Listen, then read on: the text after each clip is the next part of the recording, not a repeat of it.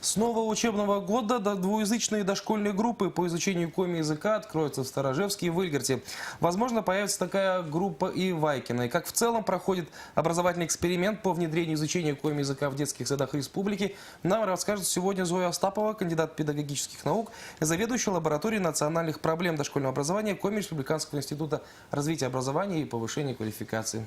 Зоя Васильевна, добрый вечер. Добрый вечер. Буррыт. Здравствуйте, да. Ответим по-русски вам. К сожалению, не владеем языком и коми, и русским также одинаково, как и русским. Вот как раз-таки и хорошо, что наши дети, уже наше будущее поколение смогут хорошо говорить как на русском, так и на коми. Это пригодится в любом случае в жизни. Вы как считаете? Ну, я думаю, что действительно двуязычный человек, он имеет больше шансов на успех. И, как показывает жизнь, ребенок, который учит больше одного языка, то он всегда имеет преимущество перед своими сверстниками. Во-первых, тем, что он может похвастаться, что он владеет не только одним языком, но еще и вторым. Он может быть успешным в коллективе своих сверстников, которые владеют не одним только языком, то есть он может свободно переходить на первый и на второй языки. Ну, а еще преимущество в том, что этому ребенку намного легче учить третий язык, четвертый и так далее. И, в общем-то, у него такое есть качество любознательности, у него появляется какое-то качество, желание узнавать и учиться все больше, все больше языков. Ну и, конечно, картина мира у такого ребенка расширяется. То есть вы, наверное, помните там известное выражение о том, сколько языков ты знаешь, тем больше ты, или там столько раз ты человек. Потому что у каждого языка есть своя культура, есть свое видение мира. И, конечно, ребенок, он расширяет свое мировоззрение тоже, изучая язык. Зоя Васильевна, а как вы смотрите на детей, которые в дошкольных группах учат коми-язык? Легко ли им дается? Но есть разные подходы к обучению языку. Конечно, та ситуация, которая складывается у нас в Республике Коми с обучением коми-языку русскоязычных детей, она немножко иная того, что принято в мире. И поэтому очень часто бывает так, что ребенок вроде бы в детском саду учит язык, но больше там 5 или 6 слов он и не знает. Там вот запоминают нывка, зонка, нянь, пань. Это мой случай, да, как раз и так далее. Ну, а если же учить язык путем языкового погружения, то есть создание специальной искусственной языковой среды, когда ребенок поставлен в ситуацию обязательного общения на этом языке, то, конечно, изначально ребенок уже вырастает двуязычным ребенком. И вот на сегодняшний день у нас по такой методике работают в республике 3 группы. Это в Сыктывкаре, в Усть-Куломе, в районном центре. Кстати, вот очень жаль, что такие вот старинные коми-села начали обрусевать, и коми-язык тоже не часто услышишь на улицах, и в детских садах тоже. Как бы он не такой вот постоянно действующий язык. И в селе Кослан, тоже районный центр. И вот на сегодняшний день я что могу сказать? О том, что эти дети, которые попали в группы, они уже понимают коми-язык и владеют, конечно, на том уровне, на каком может владеть ребенок этого возраста. Это же какие-то простые предложения, наверное, 2-3-летки.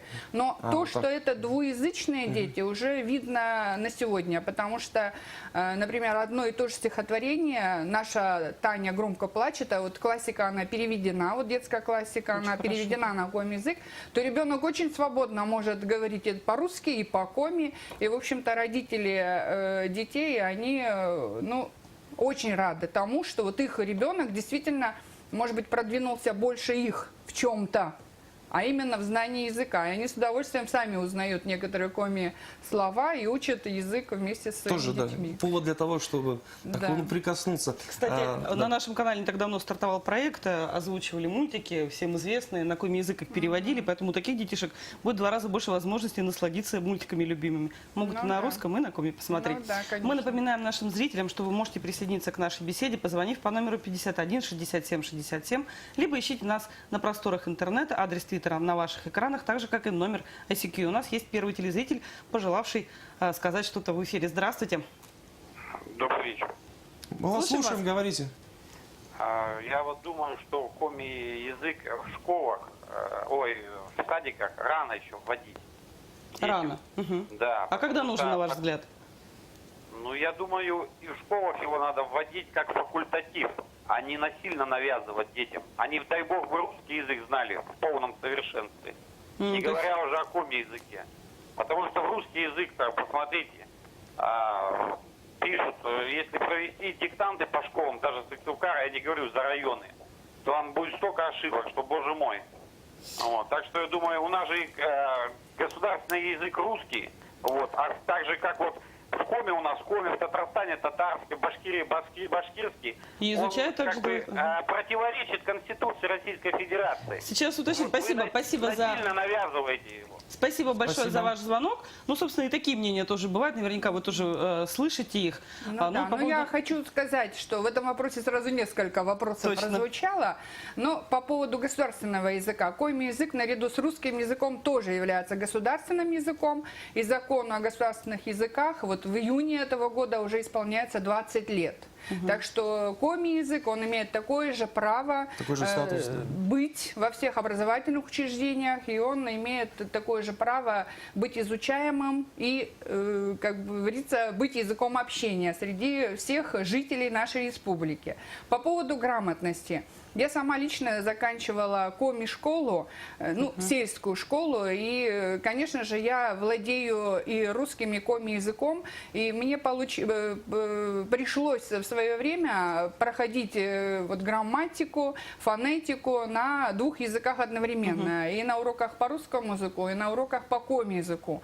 И, в общем-то, вот в такой ситуации были все сельские дети, и до сих пор, в общем-то, они тоже в такой ситуации. И что же вот показывали те вот диктанты, изложения сочинения, которые проводились ежегодно как государственная аттестация учащихся. Они показывали то, что в сельской местности, как раз вот в национальных школах, грамотность учащихся, она намного выше. Вот, пожалуйста, и ответ. Да, То есть зрителям? мы также хорошо можем писать и по-русски, и по коме, и без ошибок. Без ошибок. Почему? Потому что знание двух языков, оно формирует у человека языковое чутье.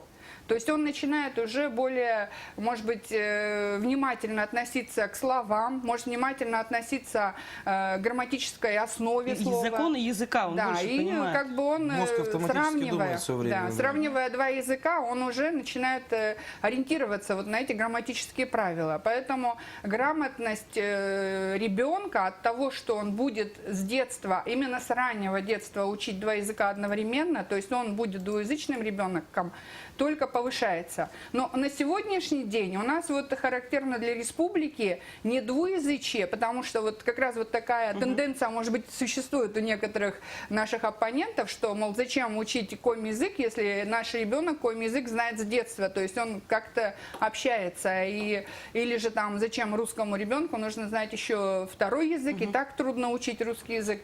Так, вот в такой ситуации у нас формируется даже не двуязычие, там, если вот такая ситуация, а полуязычие. Вот полуязычный ребенок действительно, он плохо говорит по-русски или там по коме, он делает там ошибки и в сочинении, и в изложении не только грамматические, но и стилистические и так далее. В общем, это такая вот дискуссия, которая, я думаю, что имеет достаточно много примеров больше для оппонирования, да. Не, ну хорошо, что обсуждается эта тема в любом случае. А вот по поводу момента, что не нужно изучать в садике. Прислала сообщение нам телезрительница Ирина. Я в садик ходила в середине 80-х в Сыктывкаре.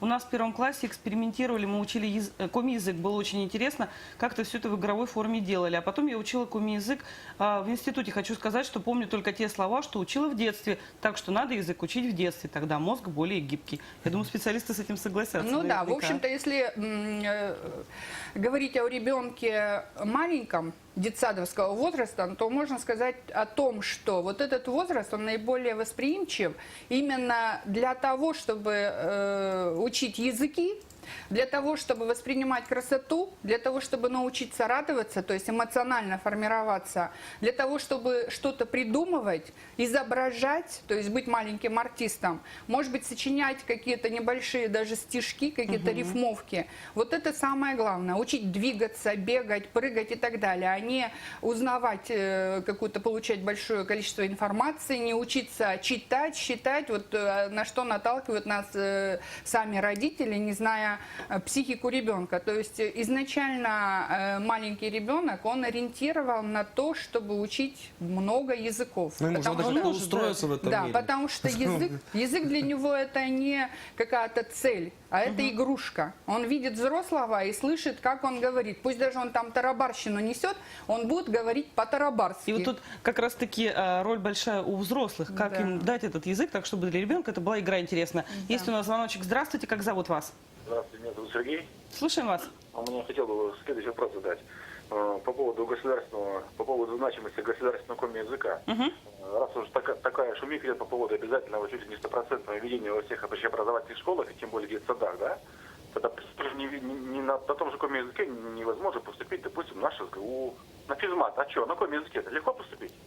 Пробовал кто-нибудь поступить на коми-языке, на физмат, допустим? И по поводу двуязычия. Раз уж такой государственный язык, где-то он еще может за границей, допустим, пообщаться на коми-языке с какими-то иностранцами? Или только почему можно на английском языке общаться? Ну, Я если вообще найдете... считаю, что кроме Хорошо, язык- простите, у нас осталась буквально минута. Извините, что прерываю.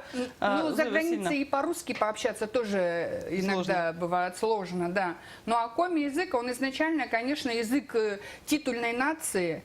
Коми – это название нашей республики. И коми, оно имеет такое же конституционное право для своего существования, так же, как и русский язык.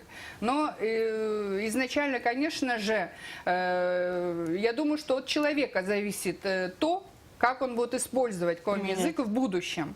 Но я хочу сказать, что в России, я думаю, что любой человек, который приехал из республики Коми, он первый вопрос услышит какой? Ты откуда приехал? Из Коми. А скажи что-нибудь по что-то Коми. по Коми. И Всё если верно. человек может сказать по коме, он уже получает и свой, как бы, порцию своего успеха и имеет авторитет в обществе. Потому что действительно можно судить о культуре человека по тому, знает он язык той республики, да. где живет, или не знает. Ну, Зоя Васильевна, И спасибо дадим большое. такое право нашим детям. Я думаю, Всё что верно. неплохое, В любом случае, это неплохую развивает возможность, да. мозг и мышление в любом случае. Мы хотим сказать вам большое спасибо за то, что вы делаете, потому что ваша лаборатория, она практически имеет такой же возраст, как и закон о языке. У вас На очень 3 много... года меньше. Да, на 3 года всего лишь меньше. У вас очень много интересных разработок. Я думаю, что о них мы также поговорим в одном из наших эфиров. Спасибо вам большое и удачи. Спасибо. Спасибо. Всего доброго. Зоя Остапова, Спасибо. заведующая лабораторией национальных проблем дошкольного образования Коми Республиканского института развития образования, рассказала о том, как будет внедряться изучение коми-языка в некоторых детских садах республики со следующего учебного года.